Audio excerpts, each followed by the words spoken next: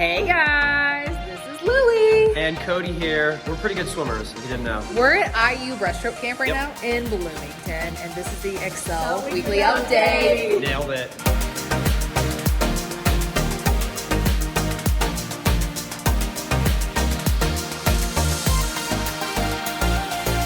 Thank you, Cody and Lily. That's now 4 Olympians that have submitted intros for the Excel Weekly Updates.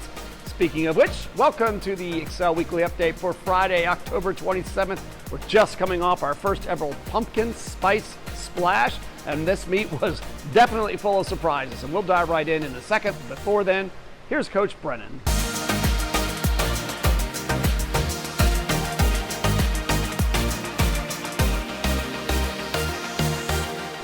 Thank you, Coach Benji. It is our favorite segment of the weekly update. We get to welcome new members to the team, and we want to welcome Olivia Marks to our Bronze 2 group right here in Brentwood. Olivia, welcome to the team.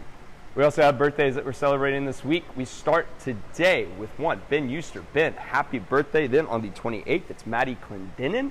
Then on the 31st, Theo Mello and Amelia Ryan. Then on the 1st of November, we have a ton of birthdays. We have Alyssa White, Shipping Chan, Keaton Hubbard, Knox Luther, Cooper Balistos, Claire Summers, and then on the 2nd, Michael Issa, Rhea Shareja, and Avery Willard. Guys, everyone celebrated a birthday this week from all of us at Excel Aquatics. Happy birthday.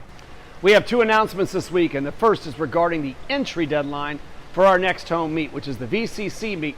The current format has that only as a one-day meet on November 18th. However, there's a chance that we're going to expand that format to try to accommodate some of the missed swims from this weekend. But regardless of what we end up doing, the entry deadline is still the same, and that's next Friday, November 3rd, so please don't miss out on that. And secondly, we're not aware of any scheduling changes this week, but please, as always, check with your own coaches for any site-specific adjustments.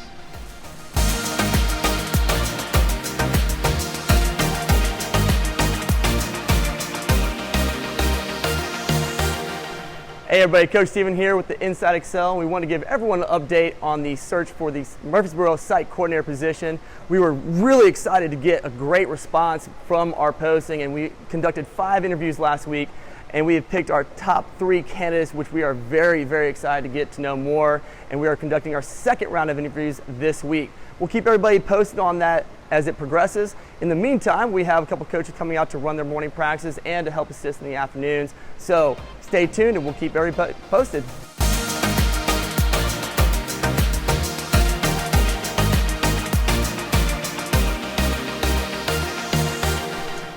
Well, the 2nd home meet of the season is in the books. I would say partially, because Saturday morning was a bit of a, I think it was like a brownout, right? Yeah, the whole building's dark. Yeah, so went dark there, but we do get to make that up. But we still had some really, really fast swimming this weekend. It was cool to highlight that. So what are your thoughts, just general thoughts from the weekend? So what we were seeing at the past couple meets is that we were closing really well, and what we were excited to see is that that trend continues. So we're still getting out really quick and then closing our races with some speed.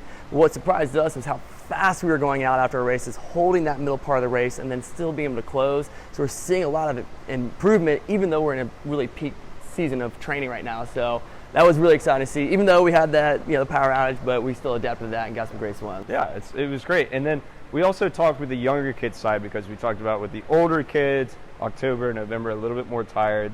Muscle composition's a little bit different. With the younger kids, we talked about it in our meet recaps this weekend. We saw so much depth out of the younger kids, but also a lot of learning from the younger kids. And that's something we were looking for when we talked about it in our preview. We really wanted to see just clean turns, good technique, underwaters, and it really is, I feel like it's a testament to what our age group coaches are doing right now, their development with those 12 and unders, but not only that, but adding consistent depth to them, so it's like a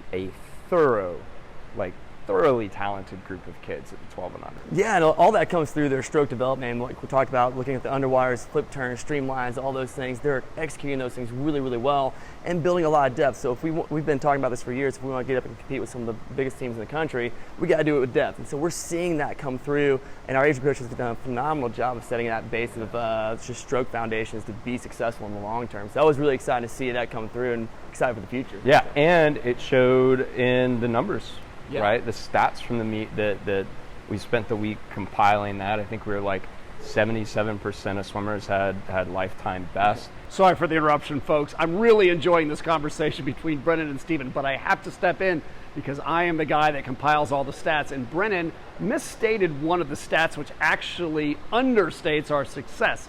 What Brennan said was that 77% of our swimmers had lifetime best, and that number is more like 93%. What he was intending to say is that 77% of all of our swims over the weekend were lifetime best.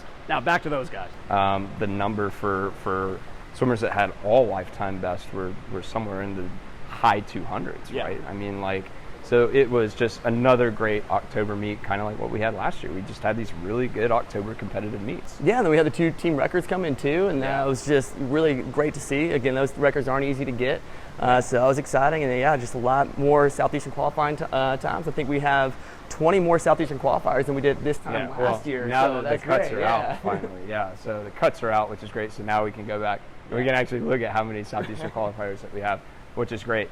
So more fast swimming in October. We set our sights to TNAC in November coming up.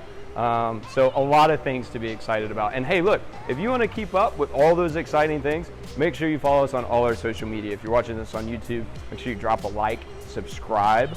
Make sure you like us on Facebook, follow us on Instagram, X, formerly known as Twitter, and Threads for all the latest news and updates of things that are happening right here at Excel Aquatics. And now, your Hattie B's hot tip.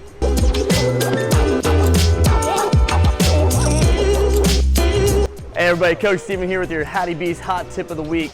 Last week, Coach Brennan covered how to get through the turns quickly and efficiently, and now that you've had a week to practice that, we're going to discuss how to get off that turn with a lot more power in what we call power triangle. All right, so when we land in the turn, we're going to be in this nice seated crouch position, but as you can see, we have a triangle with our ankles, knees, and our hips. What we want to do to maximize the power going up is trying to straighten those triangles out as quickly and as aggressively as we can to get a really solid jump off the wall to maximize that power into your turn. And that is your Hattie B's hot tip of the week. Do it.